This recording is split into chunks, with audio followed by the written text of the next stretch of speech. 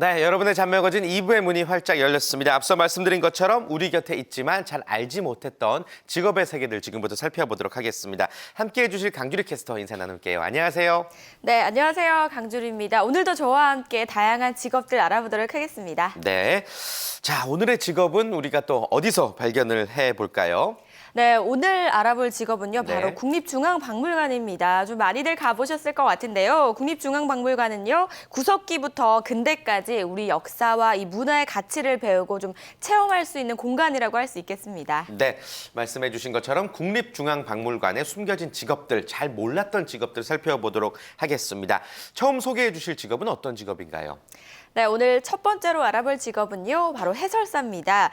국립중앙박물관에서 진행하는 다양한 전시 프로그램들을 기획을 하고요, 관람객들에게 해설을 해주는 역할을 하는데요. 그 밖에 해설사들은 어떤 일들을 하는지 자세한 내용 화면을 통해 함께 만나보겠습니다. 국립중앙박물관에서는 다양한 전시회들이 열리고 있다. 이런 전시회를 관람객들에게 쉽고 흥미롭게 설명을 해주는 분들이 바로 해설사이다. 손은미 씨는 이곳에서 9년째 일본어 해설사 일을 하고 있다. すごく小さいですよ。あそこからお花とか植物のような実物もあります。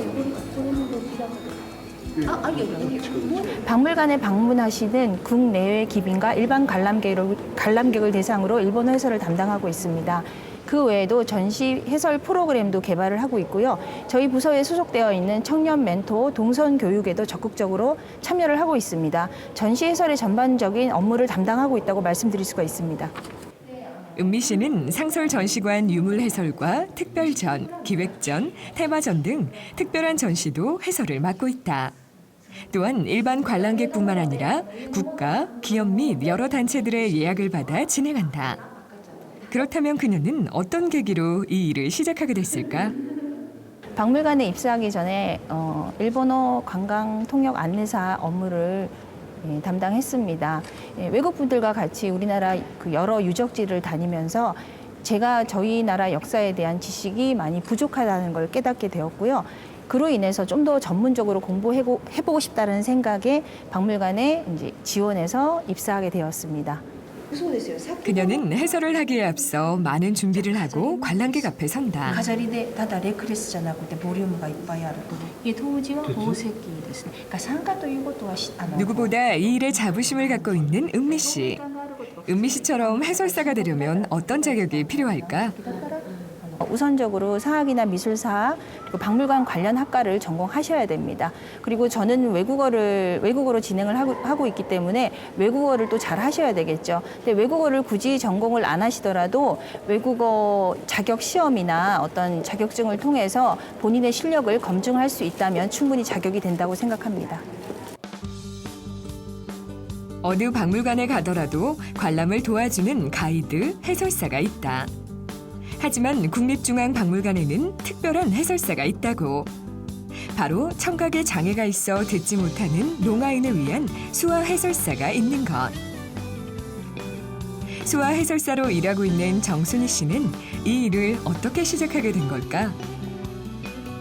수화를 배워서 청각장애인들에게 어떤 도움을 줄 수 있을까 생각을 하고 있는데 박물관에서 우연치 않게 수화 해설사 공고 모집을 보게 되었어요. 그래서 역사 가장 취약하고 어려운 말들이 많거든요.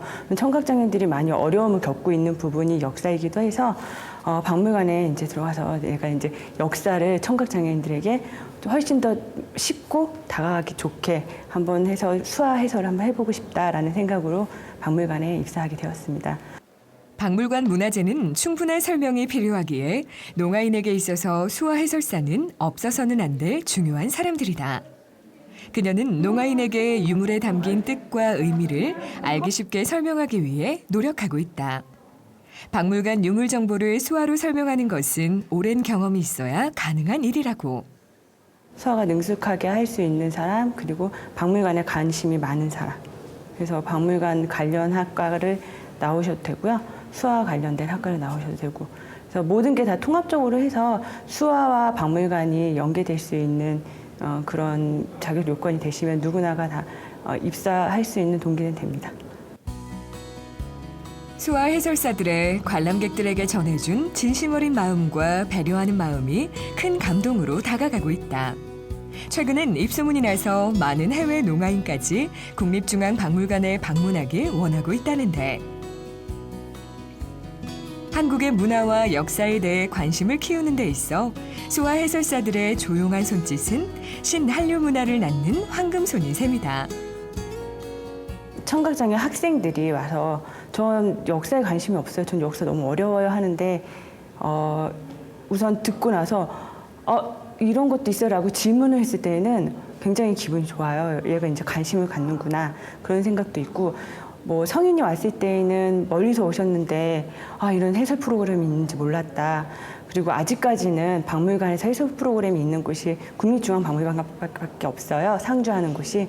그래서 그런 청각장애인들이 그 편의를 느꼈을 때 저희가 가장 뿌듯함을 느끼고요. 뭔가를 알고 갈 때, 뭔가 좀 배워간다고 느낌이 올 때는 정말 뿌듯함을 많이 느낍니다. 외국인, 어린아이, 농아인 등 다양한 계층에게 우리 유물과 문화재를 보다 쉽고 흥미롭게 정보를 전달하는 해설사들은 이들에게 박물관의 행복한 나들이를 만들어주고 있다. 네, 해설사분들 아주 멋진 직업이라고 저도 예전부터 생각을 해왔습니다. 그중에서 이제 수화 해설사분들도 계신데 우리의 자랑스러운 역사를 외국인이나 또 장애인 분들에게 전하는 정말 자랑스러운 직업 같습니다.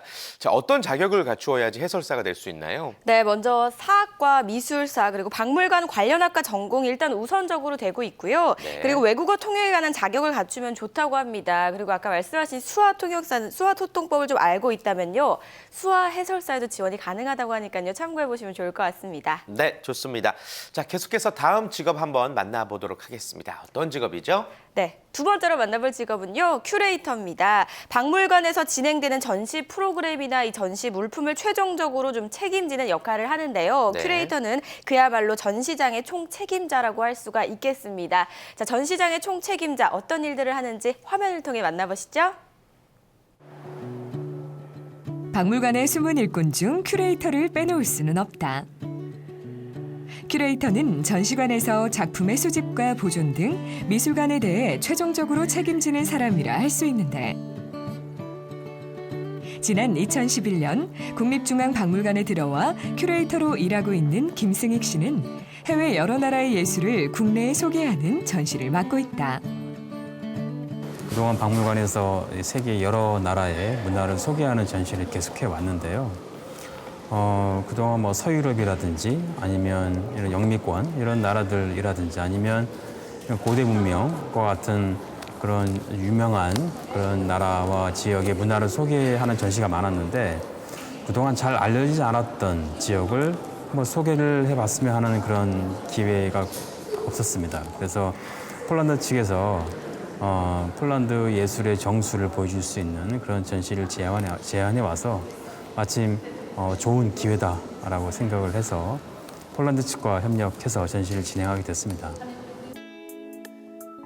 이번 전시는 중세부터 20세기에 이르기까지 폴란드 예술의 흐름을 한눈에 살펴볼 수 있는 국내 최초의 전시이자 회화와 조각, 드로잉, 공예, 포스터 등 250여 점에 이르는 다양한 장르의 작품을 선보이는 최대 규모의 전시이다.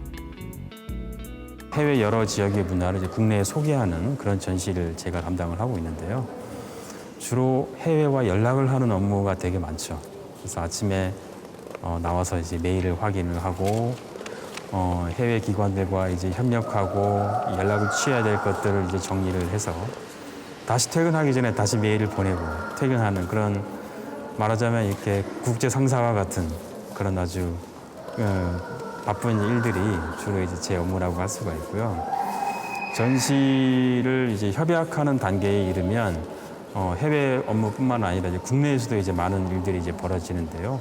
운송 준비라든지 아니면 전시 디자인, 뭐 도록 발간 여러 가지 일들을 함께 병행하게 됩니다.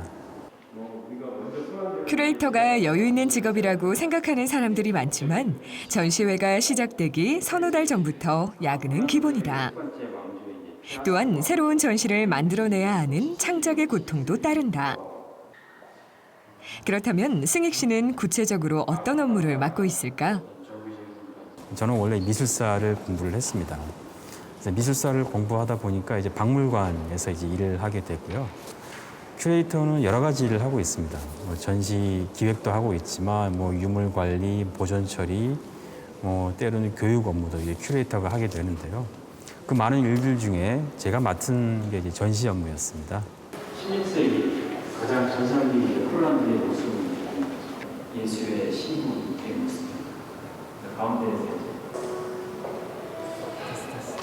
이제 아주 적극적으로 이제 머리를 좋아하는 사람들이 최종적으로 스포츠 연맹을 통해서 협상을 맺으면서 그렇다면 승익 씨와 같이 박물관 큐레이터가 되려면 어떻게 준비해야 될까? 큐레이터가 되는 것은 우선 전문적인 분야의 지식이 필요합니다. 그래서 역사학이라든지 고고학이라든지 아니면 미술사학이라든지 박물관에서 필요한 이런 전공 영역에 대한 전문적인 그런 연구를 마친 이후에 박물관이라든지 미술관에서 일을 하게 되는데요.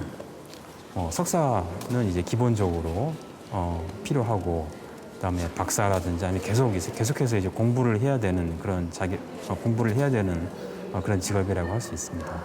그 외에도 이제 학위사 자격증 제도가 있기 때문에 학부를 졸업하거나 아니면 석사를 졸업하고 난 뒤에 학위사 자격증을 따서 그리고 실무 경력을 쌓은 다음에 또 박물관에서도 일을 할 수도 있습니다.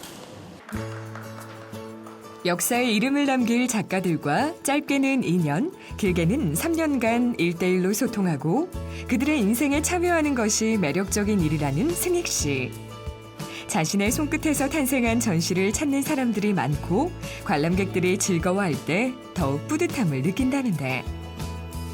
전시를 오픈하고 났을 때 아주 힘든 순간들이 많이 지나가죠. 전시를 오픈하기 전까지. 이 전시가 어떻게 나올까 되게 저 스스로가 이제 궁금하기도 하고요. 또 전시를 오픈하기 전까지는 굉장히 많은 사람들과 이제 협력을 해야 됩니다. 그래서 굉장히 여러 복잡하고 어려운 과정들이 있는데요. 이 전시를 오픈하고 났을 때 이제 관람객들이 와서 전시를 보고 매우 만족스러운 표정으로 이 전시를 보고 돌아갔을 때 저는 가장 큰 이제 보람을 느끼는 것 같습니다. 사람들이 다양한 문화를 접하고 그 문화에 대한 이해를 높이기 위해 전시를 여는 큐레이터. 그들은 오늘도 사람들이 경험하지 못한 새로운 문화를 찾아 관람객들에게 보여주고 있다. 네, 우리의 역사나 유물뿐만 아니라 해외 역사나 유물들도 우리 큐레이터 분들이 잘 알고 있어야 되겠다는 생각이 듭니다. 어떤 자격을 갖춰야지 박물관 큐레이터가 될 수 있나요? 네, 먼저 화면에서 보신 것처럼요. 큐레이터 역할이 굉장히 좀 다양하잖아요. 네. 또 다양한 분야를 다루고 있는 만큼 굉장히 또 만만치가 않은 직업입니다. 먼저 역사와 고고학, 미술사학 등의 석사 이상의 학력을 좀 필요로 하고 있고요. 그리고 학예사 자격증을 취득 후에 관련 경험까지 필요로 한다고 하니까요. 참고해 보시기 바랍니다. 네, 큐레이터 지망하시는 분들에게 도움될 만한 정보와 또 영상이었고요. 계속해서 다음 직업, 오늘의 마지막 소개해 주실 직업은 어떤 직업인가요? 네, 마지막으로 알아볼 직업은요, 바로 문화재 보존 과학자입니다. 이 박물관의 주인인 우리 문화재를 보존하고 복원하는 일을 하는데요. 그야말로 좀 문화재의 생명을 불어넣는 일이라고 할 수가 있겠습니다. 자세한 내용은요, 역시 화면을 통해 만나보시죠. 국립중앙박물관에는 우리나라 문화재 30만여 점의 수많은 작품과 유물이 전시돼 있다. 이러한 문화재들을 원형대로 복원하고 오랜 시간 보관할 수 있게 보존 처리하는 분들이 있으니 바로 문화재 보존 과학자다. 이들은 파손된 유물을 치료한다는 뜻에서 문화재 의사로도 불린다는데.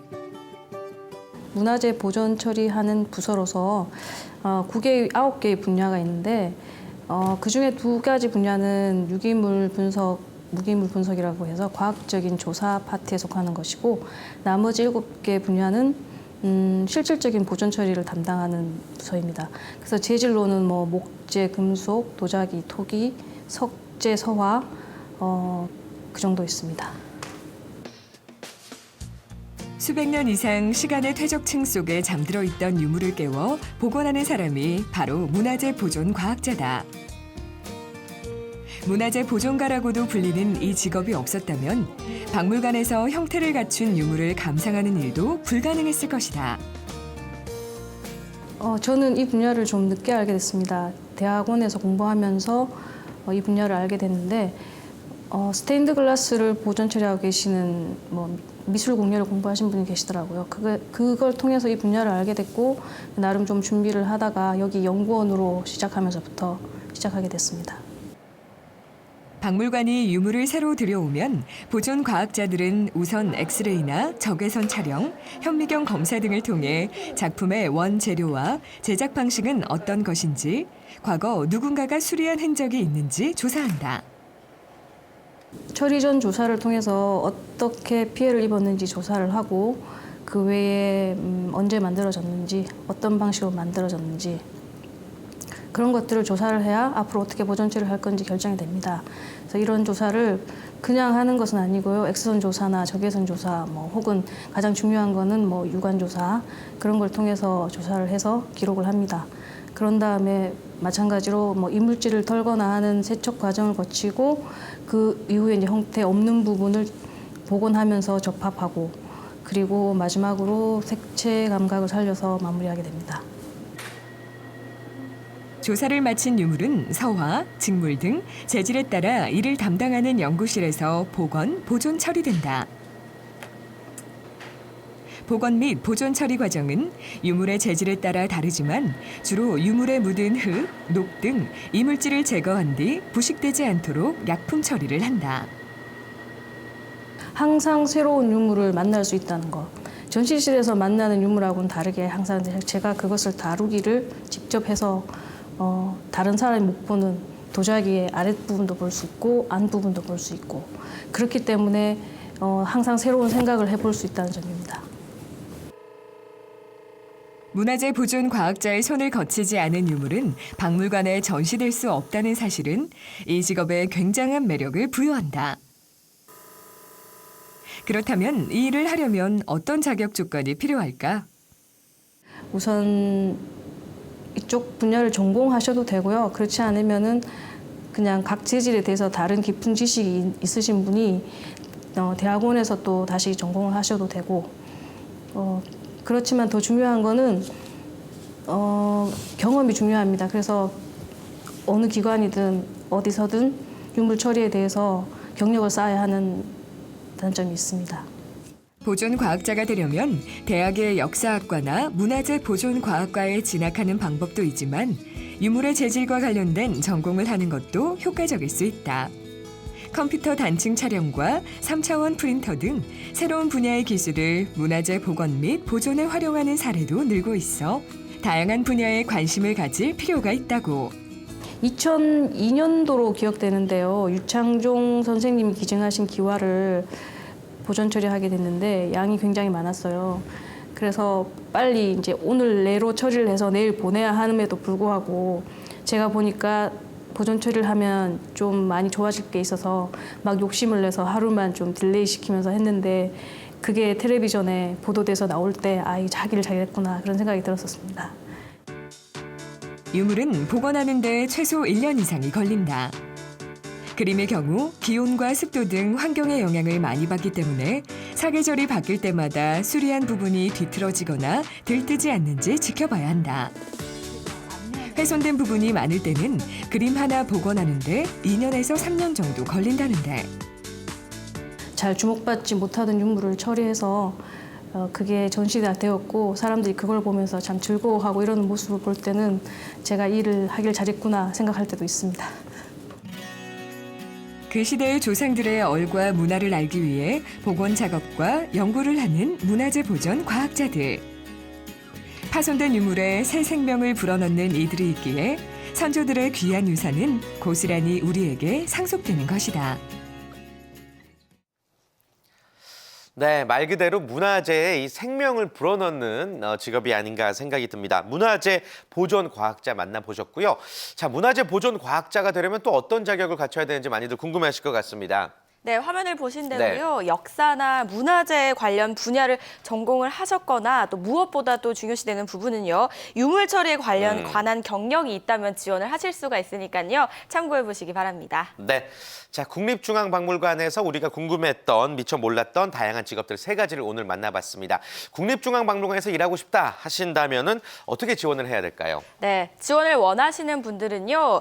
각 분야별 정규직과 계약직으로 수시로 채용이 진행이 되고 있습니다. 자신이 지원하는 분야에 대한 자격을 좀 충분히 갖추셨다면요. 수시로 홈페이지나 채용 사이트를 확인해 보시면 되겠습니다. 네.